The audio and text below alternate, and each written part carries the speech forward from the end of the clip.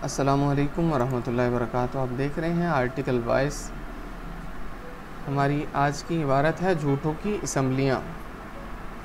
हमारे मुल्क में कई दहाइयों से जितनी लूट मार हुई है वो कई सियासतदानों, क्रिकेटरों, ताजरों, सनतकारों और सरकारी अफसरों ने जो असासे बनाए हैं उनकी मिसाल दुनिया में नहीं मिलती। ये हमारा ही सरमाया है जो चंद लोगों की जेबों में जमा हो चुका है और वो इस पर कब्ज़ा जमा कर बैठे हुए हैं। कोई इनसे ये नहीं पूछ रहा कि जनाब आपने इतनी ज़्यादा दौलत कहाँ से और किन ज़राए से हासिल की है। और अगर कोई सियासतदान है तो बस हर साल इलेक्शन कमीशन की जानिब से लिस्टें जारी होती हैं जिनमें बताया जाता है कि कौन सा लीडर कितना गरीब है और कौन कितना अमीर। पिछले सालों की रिवायत को बरकरार रखते हुए इस साल भी कौमी असम्बली और दीगर असम्बलियों के अरकान के असासे सामने लाए गए हैं।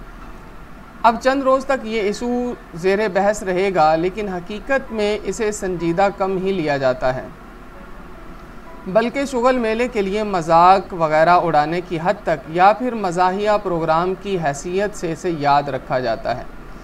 असासों की तफसीलात से बहुत से इंकशाफात भी सामने आते हैं। बहुत से ऐसे रुकन होते हैं जो ज़ाती घर या गाड़ी वगैरह से भी महरूम होते हैं।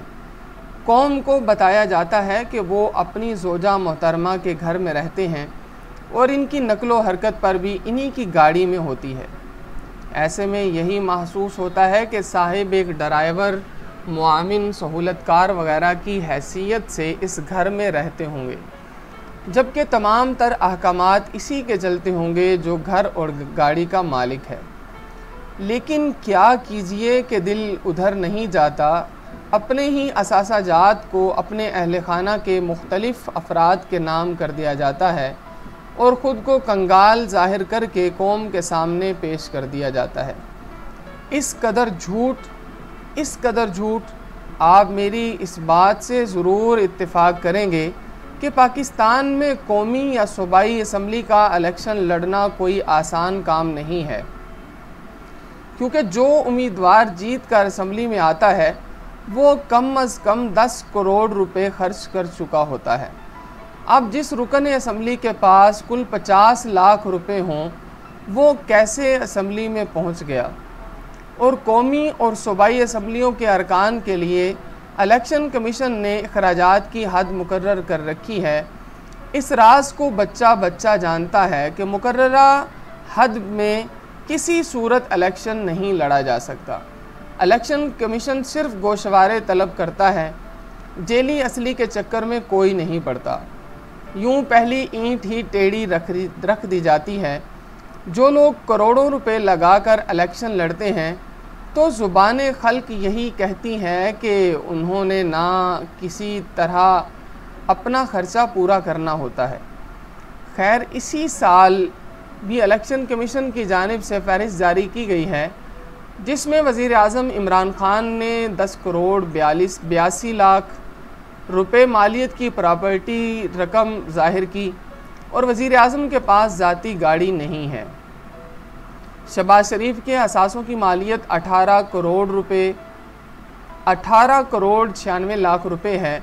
उनकी अहलिया नुसरत शहबाज के असासों की मालियत 23 करोड़ रुपए से ज़ायद है। आसिफ जरदारी के असासों की मालियत 67 करोड़ रुपए से ज़ायद है।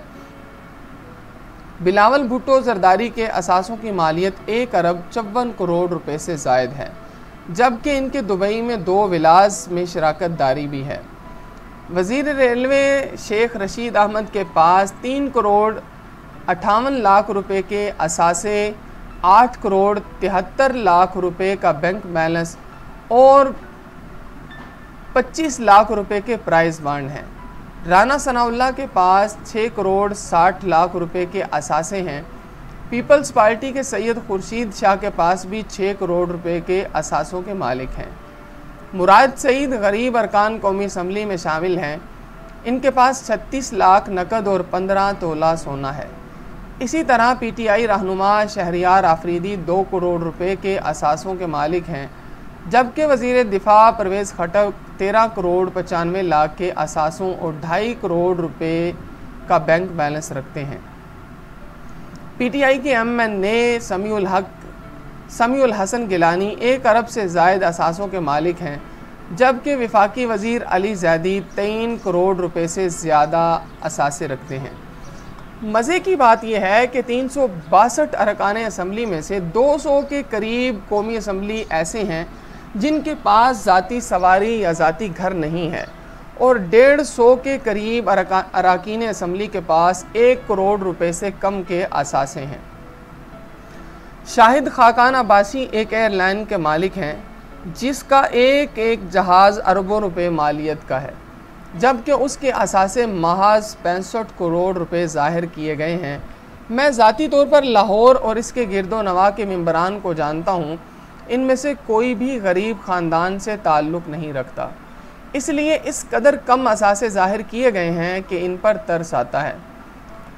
कुछ लीडर हजरात तो कसर नफसी से काम लेते हुए अपने असासों की इस कदर कम कीमत बताई है, जिससे पढ़कर मुझे अपने आप पर अफसोस होता है कि मुझे भी अखबार नवीसी छोड़कर सियासतदानों की सफ़ में शामिल हो जाना चाहिए, क्योंकि इनमें से बेशतर सियासी लीडरों से मेरे असासे कहीं ज़्यादा हैं।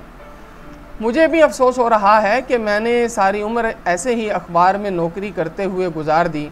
मैं भी कम से कम गरीब सियासतदानों की सफ़ में तो शामिल हो ही सकता था, और फिर अपने असासों में भी इजाफ़ा भी करता रहता, और जब कभी इलेक्शन का वक्त आता तो मैं भी इन्हीं लोगों की सफ़ में शामिल होता जिनके पास अपनी सवारी तक नहीं है।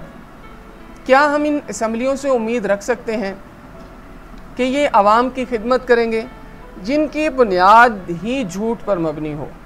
मालूम नहीं हमारे ये नुमाइंदे इस जदीद तरीन दौर में किसको बेवकूफ़ बना रहे हैं, क्योंकि अब वो वक़्त गुज़र चुका है जब हर चीज़ पर्दे में छुपाई जा सकती थी। हमारे ऊपर एक ऐसा तबका मुसल्लत चला आ रहा है जो हमारे ऊपर हुक्मरानी के लिए बारियां बांट लेता है। क्या कोई इदारा ये तहकीक करने की जसारत करेगा कि कौम की नुमाइंदगी और रहनुमाई करने वाले लोग कितना सच बोलते हैं, इनके असल असासे कितने हैं? हमारे ये कानून साज इदारे मईशत पर भारी बोझ हैं। ये एक इजलास पर करोड़ों रुपए खर्च करते हैं। अक्सर औकात असम्बलियों का कोरम पूरा नहीं हो पाता, वज़रा भी हाजिर नहीं होते। ये लोग गैर हाजिर होकर भी तनख्वाह और मराद के मुस्तहिक ही करार पाते हैं। शायद हमारे ईवान पाकिस्तान का वाहिद इदारा है जहाँ गैर हाज़िरी पर भी ना सिर्फ तनख्वाह बल्कि प्रोटोकॉल और इस्तेहकाक भी मिलता है। आजकल चूँकि टैक्स वसूली, नॉन फाइलर को टैक्स नेट में लाना और दीगर बहुत सी स्कीमें चल रही हैं, कुछ तवक्को की जा सकती है कि शायद इन मुअज़्ज़ज़ अरकान के असासों की तहकीकात भी हो जाएं और इनकी तनख्वाहों में मज़ीद कमी कर दी जाए, इन्हें इजलासों पर लाने का पाबंद कर दिया जाए। अगर ऐसा मुमकिन हो गया तो मुल्क को कौम की खुशबख्ती की तरफ एक कदम करार पाएगा। जी, आपने सुन लिया झूठों की असम्बलियाँ। अगर अभी तक आपने हमारे चैनल को सब्सक्राइब नहीं किया तो वो भी कर लीजिए और हमारे चैनल के बेल आइकॉन के बटन को भी प्रेस कर दीजिए। अस्सलामु अलैकुम। पाकिस्तान जिंदाबाद, इस्लाम पाइंदाबाद।